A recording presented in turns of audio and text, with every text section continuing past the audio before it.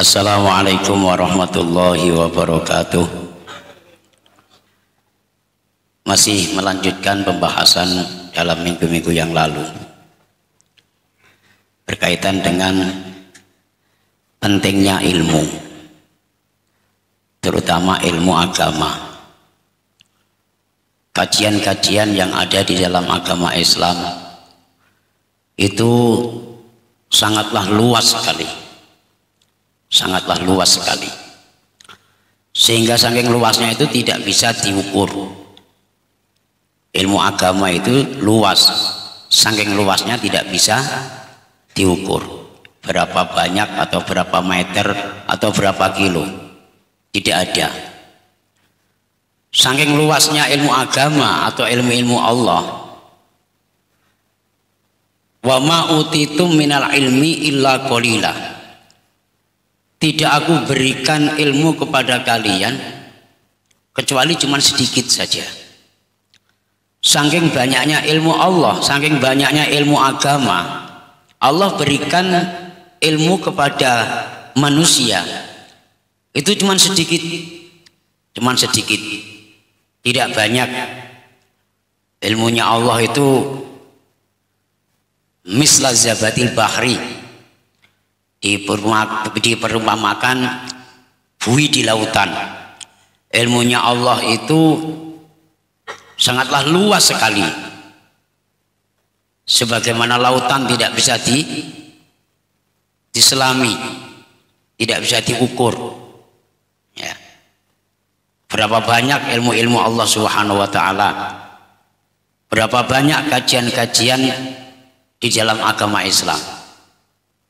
Sehingga saking pentingnya ilmu agama ini, kalau kita merasa beragama Islam, mendapatkan sebuah tuntutan daripada Allah Subhanahu wa ta'ala sebagaimana firman-Nya, Bismillahirrahmanirrahim, ya ayyuhalladzina amanu dkhulu fis-silmi kaffah wa la tattabi'u khutuwatis syaitan innahu lakum aduwwum mubin.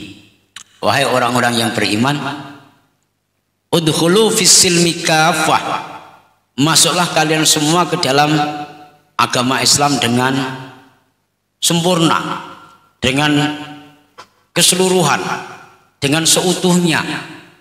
Jangan tanggung-tanggung, jangan separuh-separuh.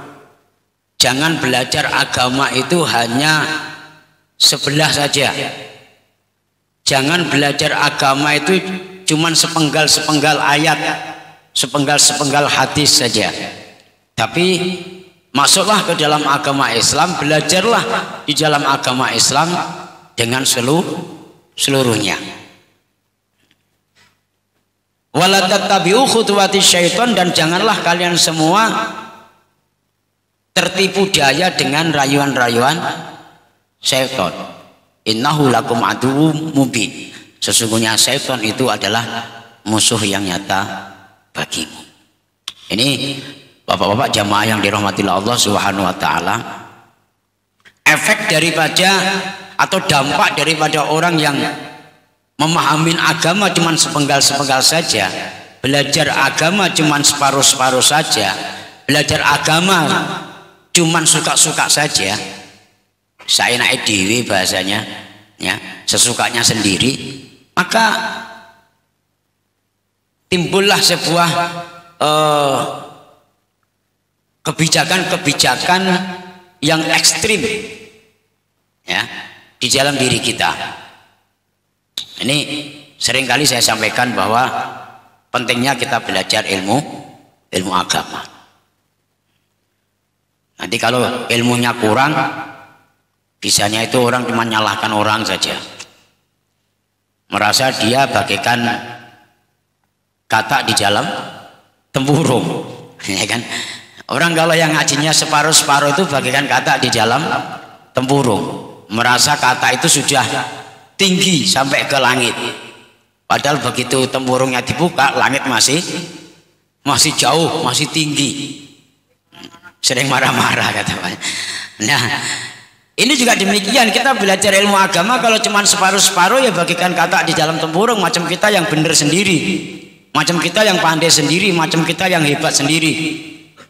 Sementara mereka tidak tahu bahwa di luar sana banyak orang yang berilmu yang melebihi ilmunya dia. Sehingga kalau kita belajar tentang ilmu agama secara keseluruhan, secara kafah, ya, secara sempurna, maka dampaknya di dalam diri kita juga akan selalu mempunyai sebuah toleransi ataupun fleksibel di mata umat atau di mata masyarakat. Ini bapak-bapak jamaah yang dirahmati Allah Subhanahu wa taala. Namun perlu diketahui bahwa jangan gara-gara punya ilmu, walaupun toh ilmu agama itu penting, tapi jangan gara-gara punya ilmu yang tinggi terus bisa membelenggu diri kita. Sebagaimana contoh, di saat kita masih bodoh, kita belum tahu apa-apa, itu kadang-kalanya merendahnya sangat luar biasa, karena memang betul-betul bodoh. Jadi orang bodoh itu merendah, ya. Diajak ngomong apa ya diem aja macam orang pinter, padahal ternyata juga nggak tahu, ya kan? Ketika masih bodoh merendah, sama dengan bapak-bapak ketika dulu waktu masih miskin, itu sama siapa saja hormat, ngomongnya aja pelan-pelan, kan gitu Pak ya, nggak berani vokal lah, ya. Pertemuan-pertemuan apa ya diem saja gitu, merunduk aja terus, karena masih miskin. Akan tetapi begitu jadi orang kaya, itu hawanya berbeda Pak. Rasa di dalam badan itu berbeda. Dari ngomong dan ngomong itu udah lain. Dulunya nggak berani, waktu masih miskin tuh ngomong macam-macam tuh nggak berani.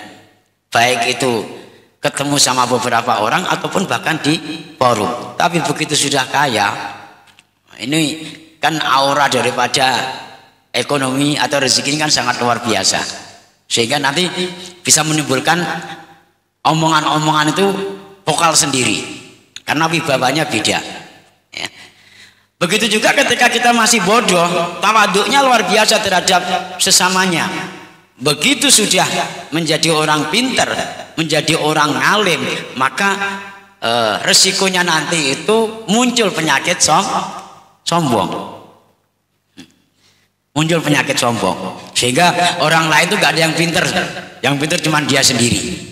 Apalagi kalau pas rapat gitu kelihatan diem semua, itu ini orang ini bodoh semua kan gitu Pak ya. Berhubung dia udah pintar, pokoknya omongan dihabisin dia semua, ya. Mau ide apa, mau usul apa, pokoknya dihabisin sama dia semua. Karena apa? Karena dia pintar, saking pinternya muncul penyakit sombong di dalam hatinya. Nah, ini justru ilmu yang telah kita miliki, ya, akan membelenggu di jalan diri kita, karena timbul sombong, dan kesombongan itu juga akan merusak di dalam kalbu kita, menjadi penyakit hati. Karena itu bapak-bapak jamaah yang dirahmati Allah Subhanahu wa taala, ngaji terus, belajar terus. Jangan bosan-bosan mengaji, jangan bosan-bosan belajar. Ilmu yang kita dapatkan perlahan-lahan kita praktekkan dalam keseharian kita, sehingga diibaratkan sebagaimana padi itu semakin berisi justru malah semakin menunduk, ya kan? Tapi kalau padi itu tidak berisi semakin apa? Tegak. Bahasa Pak Mado semakin dangak. Ya, sama manusia pun begitu juga. Kalau tidak ada ilmunya, ya semakin dangak, semakin tegak, ya. Jalan aja macam kayak kena angin, nggak berbobot. Nah, semakin kita bertambah ilmu, yakni semakin berbobot di dalam diri kita dan semakin menunduk. Jangan sampai terbalik, semakin banyak ilmu malah semakin sombong. Nah, karena itulah pentingnya daripada ilmu. Jangan hanya sekedar ngaji doang, jangan hanya sekedar wirid saja, jangan hanya sekedar zikir saja ataupun sholat saja, itu tidak cukup. Yang paling terpenting adalah bagaimana kita mendapatkan ilmu cara sholat, ilmu cara ngaji, ilmu cara dzikir, ilmu cara muqarabah, ilmu cara taqarruban ilallah dan lain sebagainya. Maka insya Allah itu akan bermanfaat di dalam diri kita, dan kita tidak boleh patah semangat walaupun untuk usia kita sudah katakanlah berbau-bau apa Pak? Berbau-bau tanah, ya kan? Iya, berbau-bau tanah. Ya, yang muda juga jangan GR, ya kan? Orang mati itu bisa juga muda, bisa juga tua. Ada kalanya yang muda duluan, yang tua belakangan. Ada yang pasnya yang tua duluan, yang muda belakangan. Udah tergantung lah, ya kan? Tinggal pilih, ya. Bisa jadi bapak-bapak yang duluan, saya belakangan, atau sebaliknya bapak-bapak yang duluan saya belakangan, atau saya belakangan bapak-bapak duluan. Ya udahlah, dipulak-balik. terserah kehendaknya Allah. Ini bapak-bapak jamaah yang dirahmati Allah Subhanahu wa taala. Maka kalau kita berbicara masalah ilmu tidak ada habis-habisnya. Ini diperhatikan baik-baik, dicamkan baik-baik, ya.